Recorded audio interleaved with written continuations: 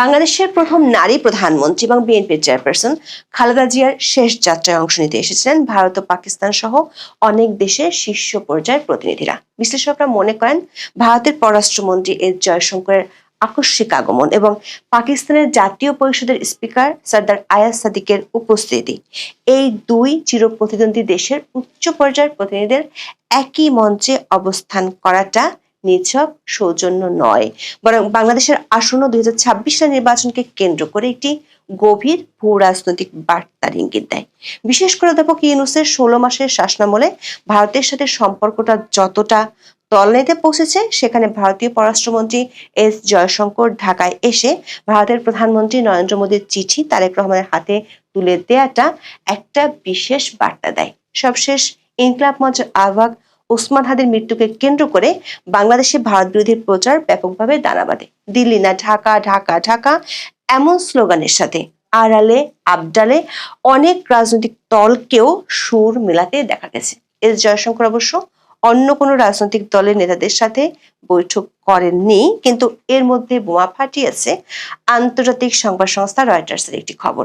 British বার্তা সংস্থা রয়টার্সকে দেওয়া সাক্ষাৎকারে জামাত ইসলামের আমির ডক্টর শফিকুর রহমান ভারতীয় কূটনীতিকের সঙ্গে বৈঠক করার কথা জানিয়েছেন।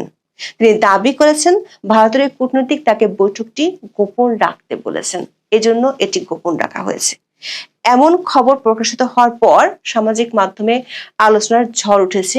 এই যে দিল্লি না ঢাকা স্লোগানে দিল্লির বিরোধিতার জিগির বাংলাদেশি রাজনৈতিক দলগুলো তোলে, সেটি আসলে কতটা দৃশ্যমান আর কতটা পর্দার আড়ালের নাটক।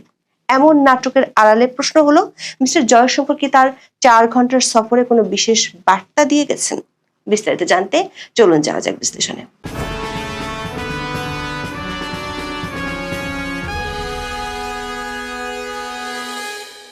2025 সালের 30 ডিসেম্বর বাংলাদেশের রাজনৈতিক ইতিহাসে কেবল একটি তারিখ হিসেবে নয়, বরং একটি দীর্ঘ এবং বর্ণিল অধ্যায় চূড়ান্ত সমাপ্তি হিসেবে চিহ্নিত হয়ে থাকবে।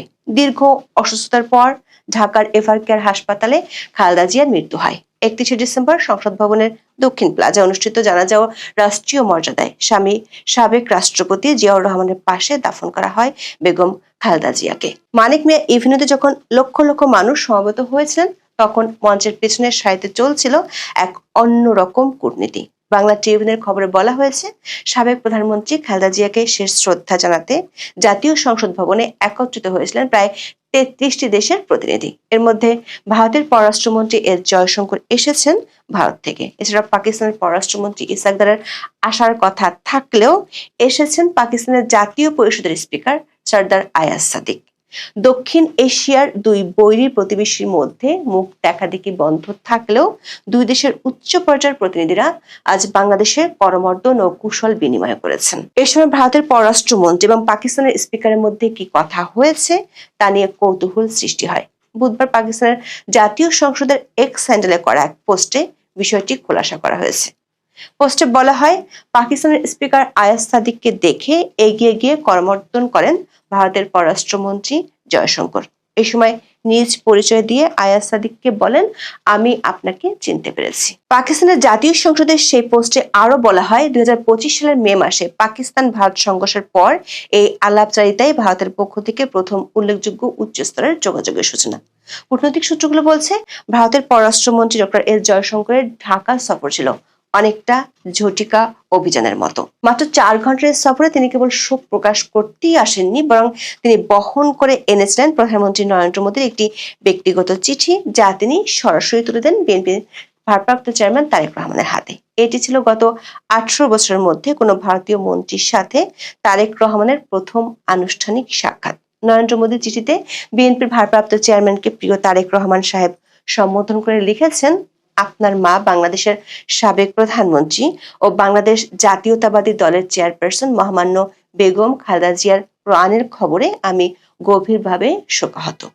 এই গভীর ব্যক্তিগত শোকের সময় আমার আন্তরিক সমবেদনা গ্রহণ করুন। তার আত্মা চিরশান্তিতে বিশ্রাম নিক এই কামনা করি। চিঠিতে নরেন্দ্র মোদী খালেদা জিয়াকে বেগম সাহেবা বলে সম্বোধন করেন।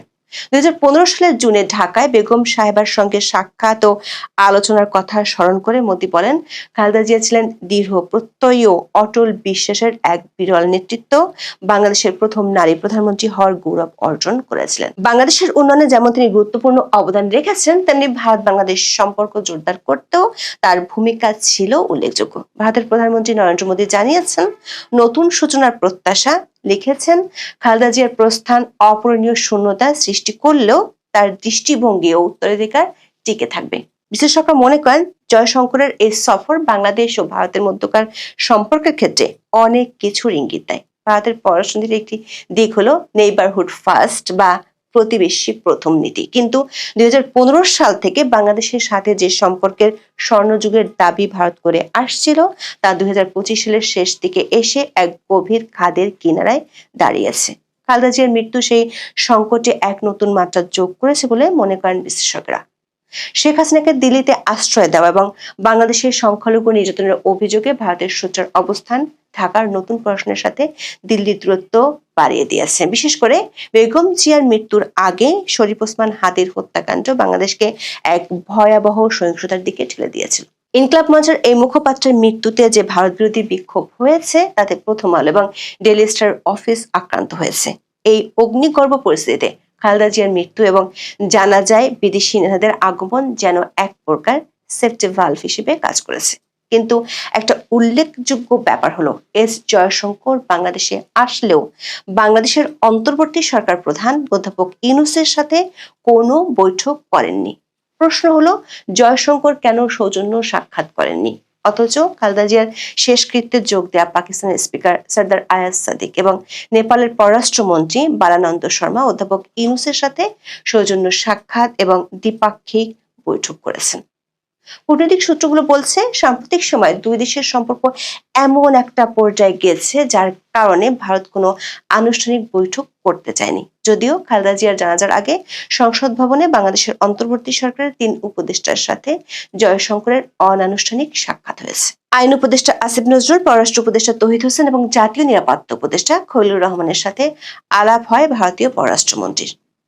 কূটনৈতিক সূত্রগুলো বলছে, একেবারে অনানুষ্ঠানিক আলাপ হলেও 3 উপদেষ্টাকে যে বার্তা দিয়ে গেছেন, সেটি ভারতের আগের অবস্থানকে তুলে ধরে।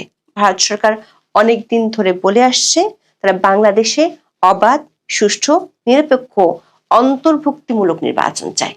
জাতীয় নিরাপত্তা উপদেষ্টা খলিলুর রহমানকে আবারও আঞ্চলিক নিরাপত্তার বিষয়টি স্মরণ করিয়ে দিয়ে গেছেন এস জয়শঙ্কর। দর্শক, গত কিছুদিন ধরে বিশেষ করে ইনকলাব মঞ্চের আহ্বায়ক ওসমান হাদির মৃত্যুকে কেন্দ্র করে বাংলাদেশে ভারত বিরোধী প্রচারণা বেশ বেগ পায়। ওসমান হাদির হত্যার বিচারের দাবিতে শাহবাগে গড়ে ওঠা আন্দোলনে নিয়মিত ভারত বিরোধী স্লোগান দেয়া হয়।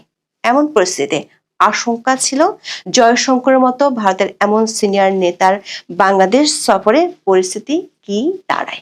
4 ঘন্টার সফর শেষে জয়শঙ্কর ফিরে গেল, ভারত বিরোধী একটি স্লোগানও শোনা যায়নি। তবে এরই মধ্যে জানা গেল, শুধু বিএনপি নয়, জামাত ইসলামী, যারা বাংলাদেশে ভারত বিরোধী দল বলে কথিত আছে, তাদেরও ভারতের কূটনৈতিক পর্যায়ে গোপন বৈঠক হয়।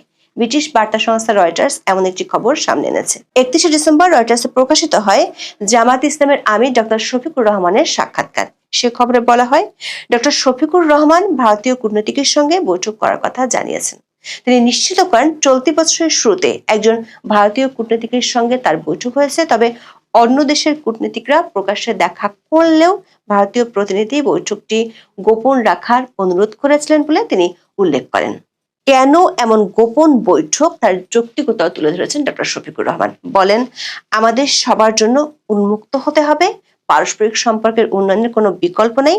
রয়টার্স বলছে, ভারতের পররাষ্ট্র মন্ত্রণালয় এ বিষয়ে তাৎক্ষণিক কোনো মন্তব্য না করলেও ভারতীয় সরকার একটি সূত্র রয়টার্সকে নিশ্চিত করেছে যে তারা বাংলাদেশের বিভিন্ন রাজনৈতিক দলের সঙ্গে যোগাযোগ রক্ষা করছে। সাক্ষাৎকারে ভারত ও পাকিস্তানের সঙ্গে সম্পর্কের বিষয়ে জামাত ইসলামের অবস্থান তুলে ধরেন শফিকুর রহমান। শেখ হাসিনার পতনের পর ভারতের সঙ্গে বাংলাদেশের সম্পর্কের টানাপোড়েন নিয়ে উদ্বেগ প্রকাশ করে তিনি বলেন, শেখ হাসিনার ভারতে অবস্থান করাটা সম্পর্কের ক্ষেত্রে একটি বড় বাধা। দর্শক, কূটনৈতিক পর্যায়ে প্রতিবেশী যে কোনো দেশের সাথে ভালো সম্পর্ক স্থাপনের তাগিদ সবসময় দেওয়া হয়, কিন্তু বাংলাদেশ ও ভারতের অভ্যন্তরে পরস্পর বিরোধী রাজনীতি নিয়ে ভোটের মাঠ দখলের চেষ্টা করা হয়। অথচ পর্দার আড়ালে চলে গোপন বৈঠক। জামাতে আমিরের এমন গোপন বৈঠকের খবর প্রকাশের পর সামাজিক মাধ্যমে বিষয়টি নিয়ে বেশ আলোচনার জন্ম দিয়েছে। প্রশ্ন উঠেছে, দিল্লি না ঢাকা, ঢাকা ঢাকা বলে যারা রাজনীতির মাঠ গরম করে তাদের এখন প্রতিক্রিয়া কি হবে? এমনকি বর্তমান অন্তর্বর্তী সরকারের কয়েকজন উপদেষ্টা ভারত বিরোধী মন্তব্য করে জনপ্রিয় হওয়ার চেষ্টা করেন, আর সরকার সমর্থকরা তো সেভেন সিস্টার্সকে ভেঙে চুরে একাকার করার হুমকি দিয়ে ভোটের মাঠে জেতার উপায় খুঁজছেন। কিন্তু গোপন বৈঠকের খবর ফাঁস হওয়ার পর যখন কোনো প্রতিক্রিয়া দেখা যায় না, তখন প্রশ্ন উঠতেই পারে, পর্দার আড়ালের রাজনীতি দেশের জন্য কতটা সুফল বয়ে আনতে পারে। এখন এ পর্যন্ত। সবাই ভালো থাকুন, সুস্থ থাকুন, নিরাপদে থাকুন। দেখা হবে আগামী পর্বে।